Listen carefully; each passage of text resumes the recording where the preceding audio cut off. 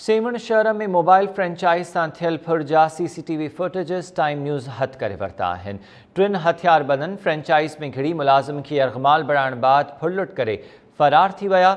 जॾहिं त आगाह कयो आहे त इन वाक़े जा हाणे CCTV फुटेज साम्हूं अची विया आहिनि। सेमण शहर में मोबाइल फ्रेंचाइज़ सां थियल फुरजी वारदात, इन वारदात जा CCTV फुटेजेस टाइम न्यूज़ हथ करे वरिता आहिनि।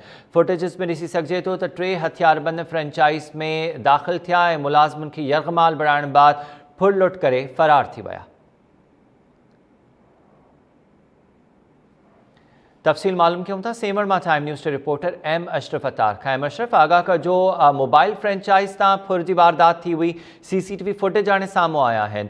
पुलिस कहिड़ी कार्रवाई कई आहे हिन वाक़े जी?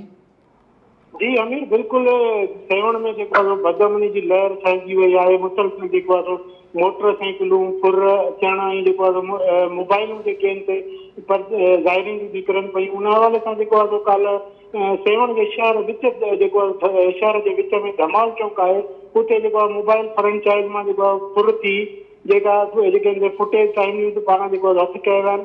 CCTV फुटेज उन में ॾिसी सघिजे थो त 3 हथियारबंद दुकान में दाख़िल थी मुलाज़िम खे यरग़माल बणाए पिस्टल के ज़ोर ते दख़ल के खाने में रोक रक़म समेत 2.5 लाख मालिक जूं मोबाइल फोन्स खणी ऐं 2 ॼणनि के दुकान के स्टोर में बंद करे आसानी सां मोटरसाइकिल ते फरार थी वञण में कामयाब थी वञनि था।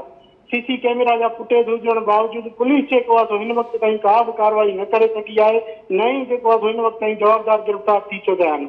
जॾहिं त फ्रेंचाइज़ के मालिक जो चवणु आहे त सब कुछ पुलिस के सबूत तौर रिजवान पुर जो चवणु सब कुछ असां सबूत ॾिनो आहे, उनके बावजूद पुलिस हिन वक्त ताईं का भी कार्रवाई न करे सकी है। न ही जवाबदारनि जा चेहरा ॾिसण में कुछ अचनि था, पर पुलिस कार्रवाई न करे सकी है। जी अमीर, महिरबानी तफ़सील ॾियण जे लाइ अशरफ।